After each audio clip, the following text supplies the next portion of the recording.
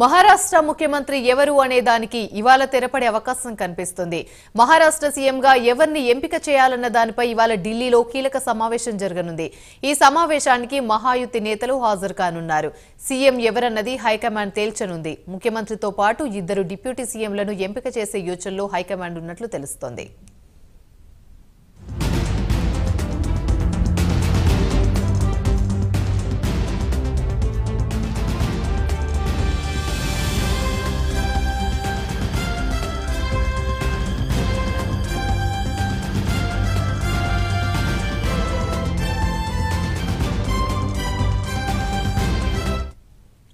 Maharashtra CM పదవిపై Eknath Shinde కీలక వ్యాఖ్యలు చేశారు. తనకు ఎలాంటి అసంతృప్తి లేదన్నారు. పోరాటం తన రక్తంలోనే ఉందని చెప్పారు.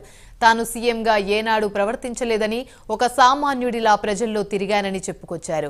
ఇది ప్రజలిచ్చిన తీర్పు అని తెలిపారు. అభివృద్ధి పథకాలే మహాయుతిని గెలిపించాయని స్పష్టం చేశారు. మహావికాస్ అఘాడీ కూటమిని ప్రజలు తిరస్కరించారన్నారు. సామాన్య ప్రజల కోసమే మహాయుతి పనిచేసిందని ఏక్నాథ్ షిండే తెలిపారు. మోదీ, అమిత్ షా తనకు పూర్తిగా సహకరించారని చెప్పారు. మహారాష్ట్ర ప్రజలు తనకు ఎంతో ప్రేమించారని, సీఎం పదవిపై మోదీ, అమిత్ షా నిర్ణయమే ఫైనల్ అని షిండే స్పష్టతనిచ్చారు.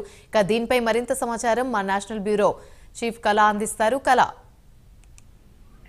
యామిని, మహారాష్ట్ర సీఎం ఎవరనే దానికి ఈ రోజు ఒక కొలికి వచ్చే దిశగా అడుగులు వేస్తుందని చెప్పవచ్చు. ముఖ్యంగా మహారాష్ట్ర రాజకీయాలు మరొకసారి ఢిల్లీకి అధినాయకులు అంటే ఎవరైతే ముఖ్యంగా 3 కీలక నేతలు ఉన్నారో వారందరూ కూడా ఈ రోజు ఢిల్లీకి చేరుకున్నారు.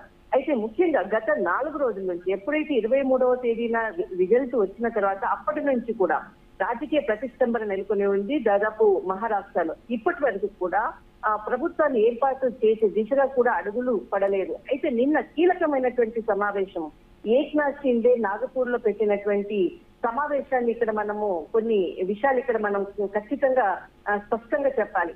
అయితే ఏక్నాథ్ షిండే నిన్న నాగపూర్ లో పెట్టినటువంటి సమావేశంలో చాలా కీలకమైనటువంటి వ్యాఖ్యలు చేశాడు. తాను ఎప్పుడు కూడా తాను ప్రధాని నరేంద్ర మోడీ గారితో కూడా మాట్లాడాను, తర్వాత హోంమంత్రి అమిత్ షా గారితో కూడా మాట్లాడాను.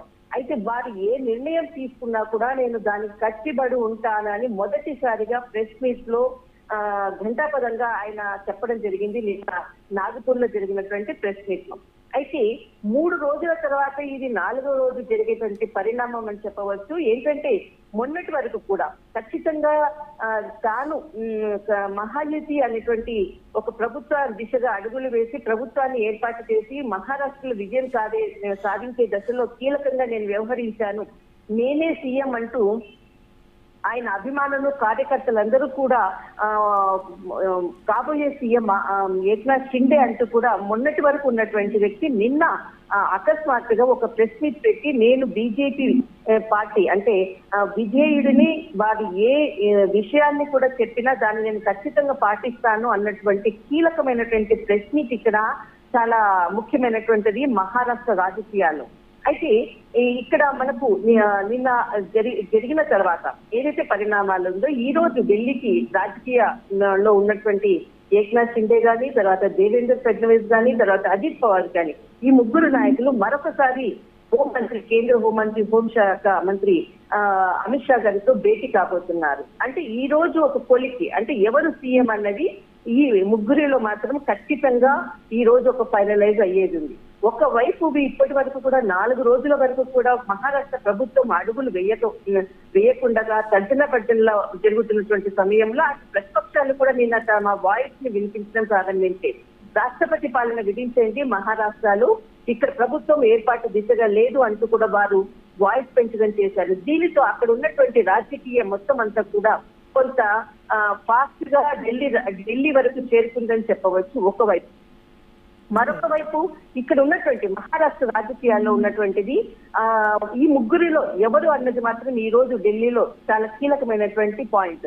అయితే నిన్న అంటే దాదాపు 3 రోజుల నుంచి ఎప్పుడైతే రిజల్ట్ వచ్చాయో ఆ తర్వాత మరుసటి రోజు AP deputy CM Pawan Kalyan గారు ఢిల్లీకి రావడం అనేది ఇక్కడ చాలా కీలకమైనటువంటి పాయింట్. నిన్న అంటే మొన్నంతా కూడా 2వ రోజు అంతా కూడా పవన్ కళ్యాణ్ గారు పలు కేంద్ర మంత్రులతో కూడా కలవడము, రాష్ట్రానికి సంబంధించినటువంటి అనేక అంశాలపై ఉన్నారు. కానీ నిన్న 3వ రోజు ప్రధాని నరేంద్ర మోడీ గారితో సమావేశమయ్యాక ఏక్నాథ్ షిండే ప్రెస్ మీట్ పెట్టడము, అక్కడ అనౌన్స్ చేయడము, తర్వాత ఢిల్లీకి పెద్దలు ఈ రోజు రావడం అన్నది నిన్నటి నుంచి ఇప్పటి వరకు ఉన్నటువంటి కీలకమైనటువంటి ఇక్కడ పరిణామాలు ఢిల్లీలో. అయితే ముఖ్యంగా మహారాష్ట్ర రాజకీయాల్లో మెయిన్ కీ రోల్ ఉన్నటువంటి పవన్ కళ్యాణ్ గారు నిన్న ప్రధాని నరేంద్ర మోడీ గారితో జరిగినటువంటి చర్చల్లో మహారాష్ట్ర రాజకీయాలకు సంబంధించినటువంటి అంశాన్ని కూడా ఇక్కడ ప్రస్తావించారు. దానికి సంబంధించినటువంటి ఎవరైతే ఇన్ని రోజులు ఏక్నాథ్ షిండే ఏదైతే మాట వినకుండా అంటే తనే ప్రభుత్వాన్ని ఏర్పాటు చేయాలి అన్నటువంటి ఏదైతే ఉన్నటువంటి దశలో ఆయన నిన్న ప్రెస్ మీట్ పెట్టడం అంటే కొంత ఇక్కడ వీళ్ళ ముగ్గురులో సయోధ్య కుదర్చడానికి మాత్రం పవన్ కళ్యాణ్ డిప్యూటీ సీఎం పవన్ కళ్యాణ్ గారు ఇక్కడ చాలా కీలకమైనటువంటి కీ రోల్ ప్లే చేశారు. అయితే అక్కడి నుంచి రాజకీయాలు ఏదైతే ఏక్నాథ్ షిండే ప్రెస్ మీట్ తర్వాత నిన్న రాత్రి ఏదైతే విందు అంటే బీజేపీ ఇక్కడ ఉన్నటువంటి పార్టీలకు అతీతంగా కూడా కొంతమందికి విందును ఏర్పాటు చేశారు డిప్యూటీ సీఎం పవన్ కళ్యాణ్ గారు. అయితే ఈ విందులో కూడా కొంతమంది నాయకులు రావడం జరిగింది. తర్వాత నిన్న మధ్యాహ్నం నుంచి ప్రధాని నరేంద్ర మోడీ గారితో సమావేశమైన తర్వాత సెంట్రల్ బీజేపీ ఆఫీస్ కి పవన్ కళ్యాణ్ గారు వెళ్లడము, అక్కడ ఉన్నటువంటి కీలక నేతలతో కూడా సమావేశమయ్యారు. ఆ తర్వాతనే మహారాష్ట్ర రాజకీయాల్లో స్పీడప్ అందుకున్నదని ఇక్కడ చాలా క్లియర్ కట్ గా మనం చెప్పవచ్చు. ఆ తర్వాత ఈ రోజు జరిగేటటువంటి పరిణామాల్లో అంటే ఈ ముగ్గురులో ఎవరనేది మాత్రము మెయిన్ గా ఒక వ్యక్తిని మాత్రము ఫైనలైజ్ చేసేటువంటి అవకాశం ఈ రోజు 100% ఉంది. అయితే ముఖ్యంగా ఈ ముగ్గురులో కూడా ఆ ముగ్గురులో సయోధ్య కుదర్చడానికి మాత్రము ఇక్కడ ఢిల్లీలో ఉండి 3 రోజులుగా ఉండి డిప్యూటీ సీఎం పవన్ కళ్యాణ్ గారు ఇక్కడ ఉండి ఇక్కడి నుంచే మొత్తము మహారాష్ట్ర రాజకీయాలను నడిపించారన్నది ఇక్కడ చాలా క్లియర్ కట్ గా అందుతున్నటువంటి సమాచారం. ముఖ్యంగా ఈ రోజు జరిగేటటువంటి ఏదైతే సమావేశం ఉందో మహారాష్ట్ర రాజకీయాలను కొలిక్కి తెచ్చినటువంటి నేతగా తర్వాత కీలక బాధ్యత తీసుకున్నటువంటిది మాత్రం అటు బీజేపీ పెద్దలు తర్వాత పవన్ కళ్యాణ్ డిప్యూటీ సీఎం పవన్ కళ్యాణ్ గారు కీలక బాధ్యత తీసుకొని ఈ రోజు మహారాష్ట్ర రాజకీయాల్లో ప్రభుత్వం అడుగులు వేసే దిశగా మాత్రం కీ రోల్ ప్లే చేశారని మాత్రం ఇక్కడ చాలా క్లియర్ కట్ గా చెప్పవచ్చు. Right, thank you.